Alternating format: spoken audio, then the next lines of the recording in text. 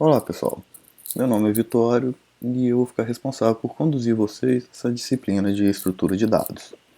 Ao menos no começo dessa nossa disciplina, devido à pandemia, nós vamos trabalhar com o uso de atividades pedagógicas não presenciais. Né?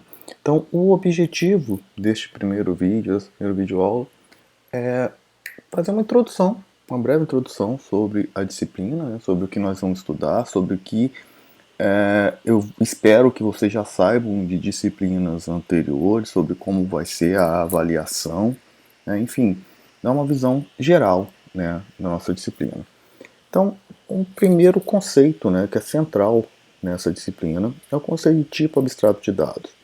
Qual que é a ideia de tipo abstrato de dados? A primeira coisa que a gente tem que pensar da ideia de tipo abstrato de dados é que ele é composto por um conjunto de informações, um conjunto de dados, né, mais um conjunto de operações que vão agir sobre esses dados, né. E o principal objetivo do tipo abstrato de dados é permitir que o programador faça uma separação entre o que fazer e como fazer.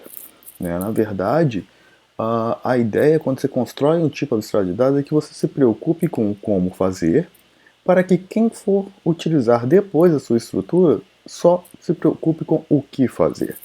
Por exemplo, quando a gente vai gravar um arquivo em C, né, acredito que todos vocês já tenham feito isso, gravar informações em arquivo, a gente usa o tipo file, né, a estrutura file, e a operação write para gravar o arquivo. Então a gente só está preocupado com o que fazer. Eu quero gravar um arquivo, então eu uso o write, coloco como um dos parâmetros do write um ponteiro para o tipo file, que vai estar linkado com o arquivo físico, né? E é claro, tem os parâmetros da função, como por exemplo, se é só para leitura, se é para escrita, mas enfim, isso não vem ao caso, né? O fato é, a gente simplesmente se preocupa em qual é a interface, né, dessa operação write, que usa o tipo file para gravar o arquivo, mas a gente não está preocupado em como isso é gravado em disco, né? Em como essa operação, esse write, pega e escreve o arquivo no disco. Né? É mais ou menos isso que a gente vai fazer aqui.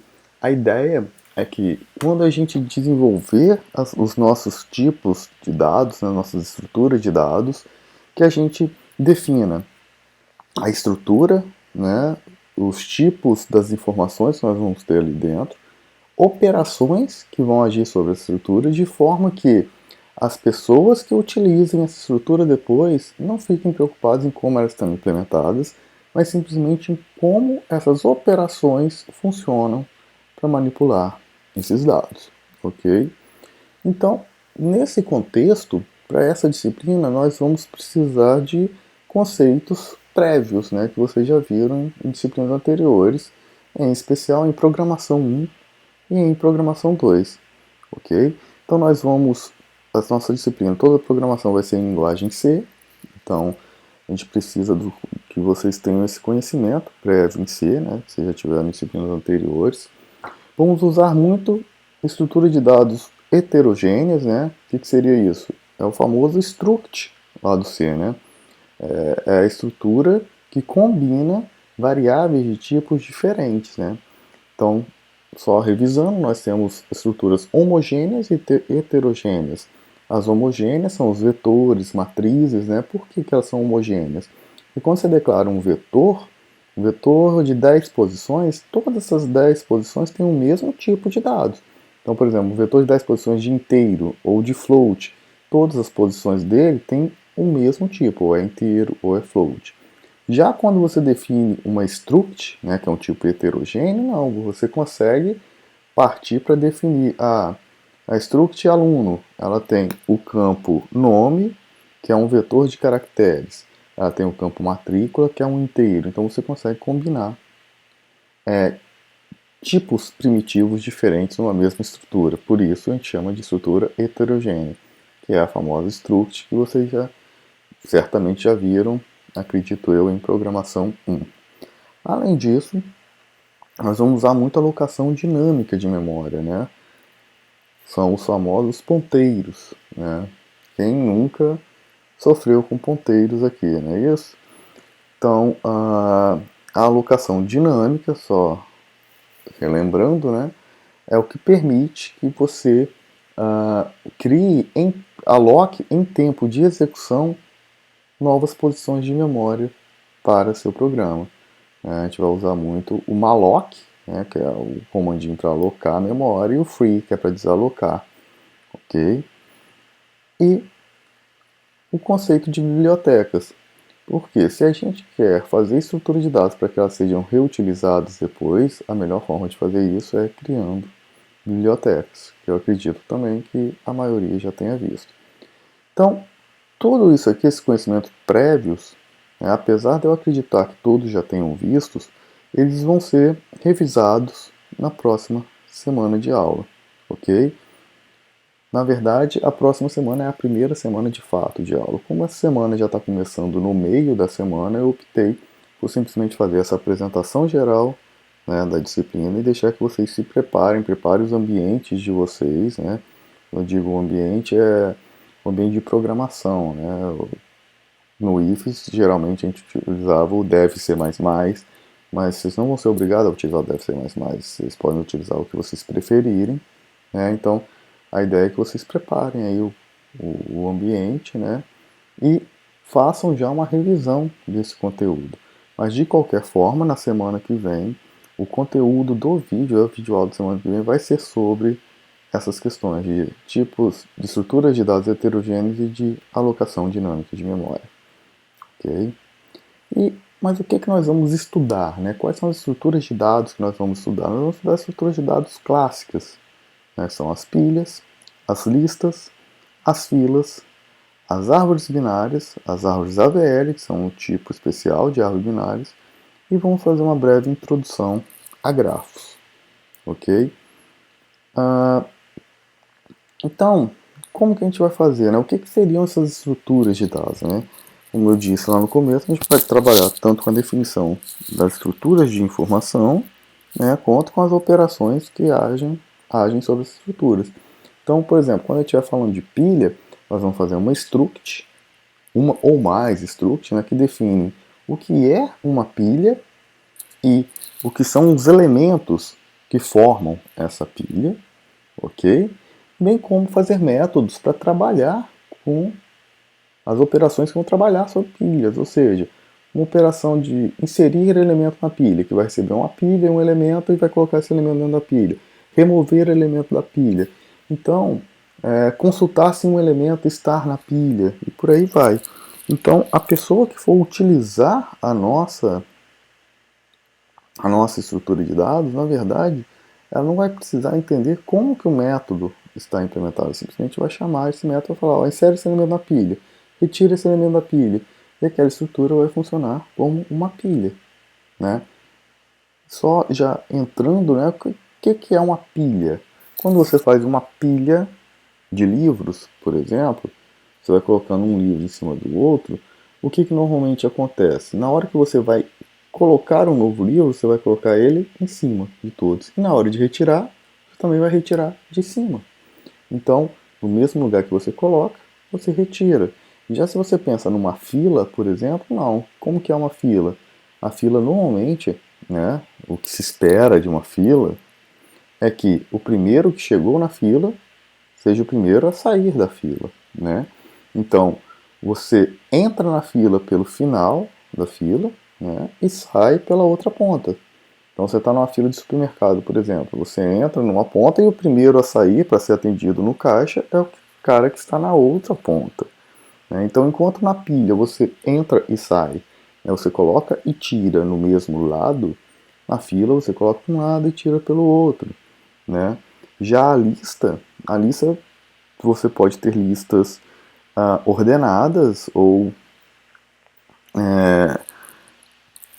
não, né? Na verdade, a lista você não tem uma regra, né, de onde tirar ou colocar, né? Você pode sempre colocar no final e tirar, eu quero tirar o elemento número 10, e aí você busca por esse elemento e retira, por exemplo. E aí, para facilitar essa busca, essa lista pode estar ordenada, né? E, enfim, nós vamos ver todos esses conceitos. Pilhas, listas e filas, elas são estruturas lineares, né? Já as árvores não. As árvores são estruturas hierárquicas. O que isso quer dizer? A pilha, a fila e a lista, cada elemento tem um elemento só depois dele e um antes. Já na árvore isso não acontece. Na árvore, um elemento tem vários filhos. No caso de árvore binária, cada elemento vai ter dois filhos. Cada elemento dois filhos. Então você não tem uma ordem linear entre eles. Tá? E o grafo, ele é mais bagunçado do que a árvore, né? Enquanto a árvore binária todo elemento tem dois filhos, o grafo não tem disso, né? O grafo, um nó é conectado a vários outros, né? E não há essa regra de formação. Então, assim, isso a gente vai ver, claro, isso aqui é o foco de estudo do nosso semestre inteiro. Eu só estou tentando dar aqui uma pincelada por alto, né? No que vai ser o conteúdo de estudo, né? Dessa nossa disciplina. Ok? Então, quanto às avaliações, nós vamos fazer em torno de 5 a 6 trabalhos práticos, né? Totalizando 60 pontos.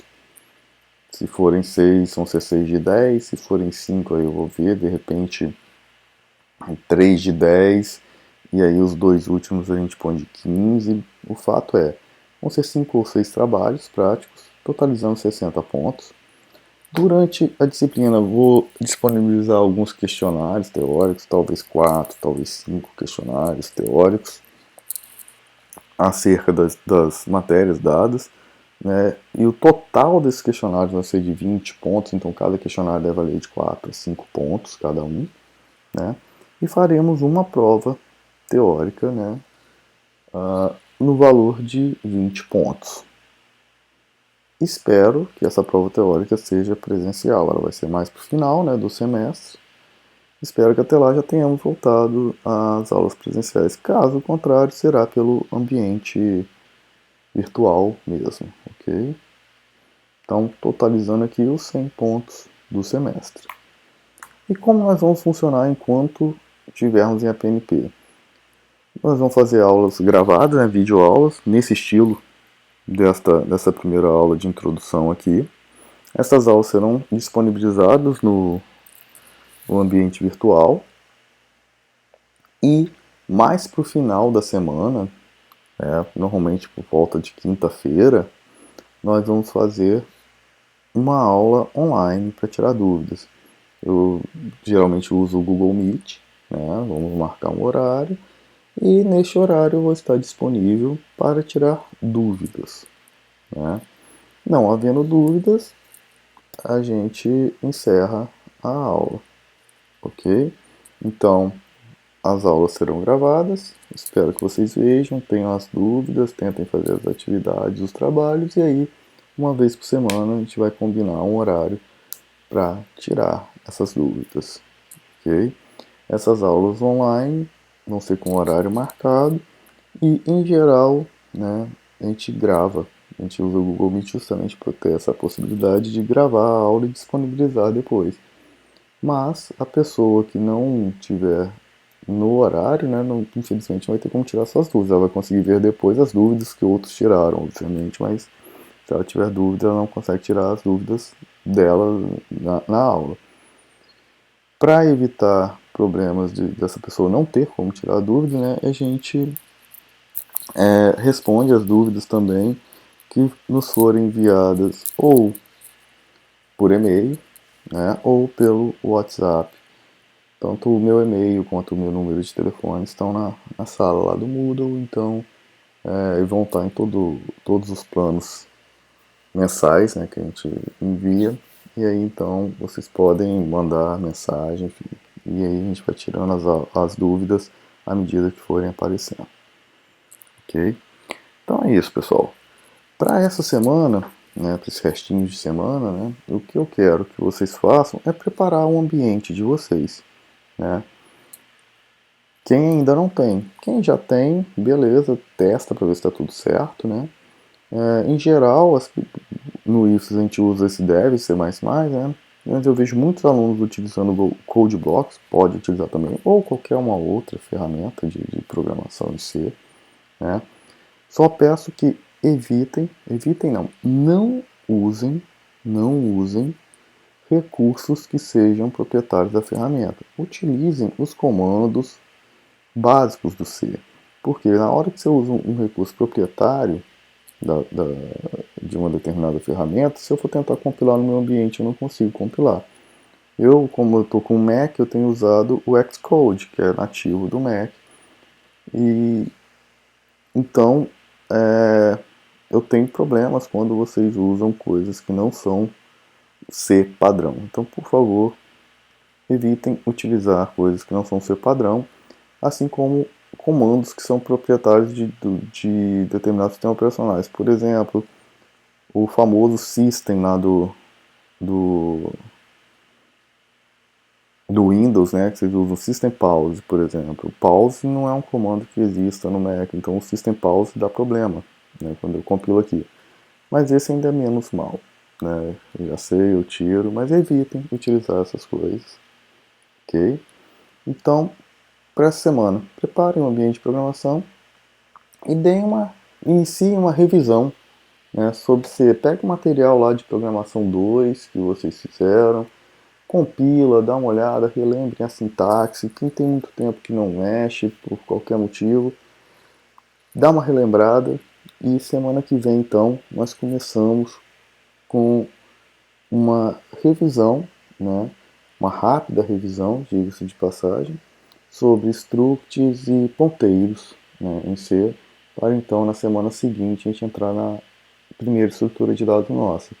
Mas ressalto que a revisão da semana que vem será muito rápida, né? Será uma semana apenas a gente revisar struct e ponteiro. Será simplesmente uma revisão. Então eu espero que vocês já saibam isso. Então, quem tiver alguma dificuldade, comecem. Pegue o material lá de programação 1 e 2 e já comece uma revisão desde já. Ok? Então é isso, pessoal.